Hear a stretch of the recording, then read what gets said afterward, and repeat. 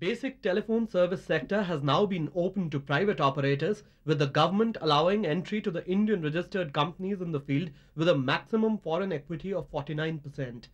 It has also decided to license one private operator as competitor to the Department of Telecommunications in each telecom circle. Last week, when the Union Communication Minister Sukhram announced that the basic telephone services sector is to be open to private operators, it became a watershed in the telecom industry's history. For more than 100 years, providing this service has been the monopoly of the state-owned Department of Telecommunications and its younger sibling, the Mahanagar Telephone Nigam Limited. But with the government realizing that the development of the telecom sector was an integral part of the development of the country's infrastructure, it was decided that the telecom sector had to be unshackled to send the right signal to investors. To accomplish this, the ministry had earlier decided to allow Indian and foreign companies to set up exchanges and switching equipment, after which they were even allowed to introduce value-added services and introduce cellular phones, paging and email facilities. The net result was that almost every global telecom player rushed to India to grab a piece of the telecom cake. 5-6 years ago, telecom was an area which was truly a monopoly. No one could touch it. It was something that you sat outside and observed. But that has clearly changed with the rest of the liberalization and privatization. The potential in India is so enormous that as a global player you cannot afford to neglect India. The industry's reaction to these guidelines has been enthusiastic. The guidelines laid down by the government recently announced on 10th of September is a positive step towards opening up the sector to the private parties, because that will definitely build the reliable and the required communication in the country.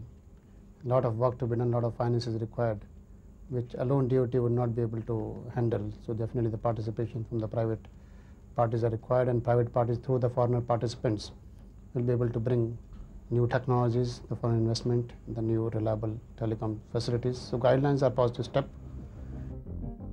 With 30 million lines to be installed by the turn of the century, the windfall for the industry is going to be mammoth.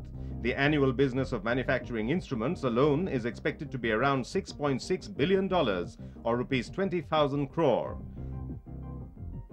Added to this is the fee from the consumers who are eagerly awaiting to have a telephone connection. The rewards are so handsome that apart from well-known Indian and foreign private companies, 10 state government industrial development corporations have also jumped into the fray to provide basic telephone services. However, industry is apprehensive about the role of the regulatory authority to be set up by the ministry, claiming that the ministry, being the parent body of the Department of Telecommunication, is also a competitor in the field. Can a competitor, in other words a player, also be an umpire? And private industry feels very strongly that the model perhaps that is very successful today is that of Oftel in Britain, where the regulatory authority is totally independent of the Department of Telecommunications as well as the ministry. But analysts are confident that these apprehensions will gradually disappear once the nascent industry matures.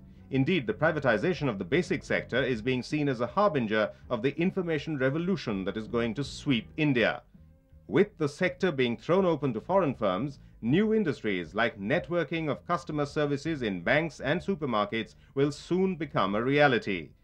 All the banking services, consumer identification services, these are not there today in India. As soon as you have private, efficient, contest and extension of network, you are going to see much higher growth in those industries.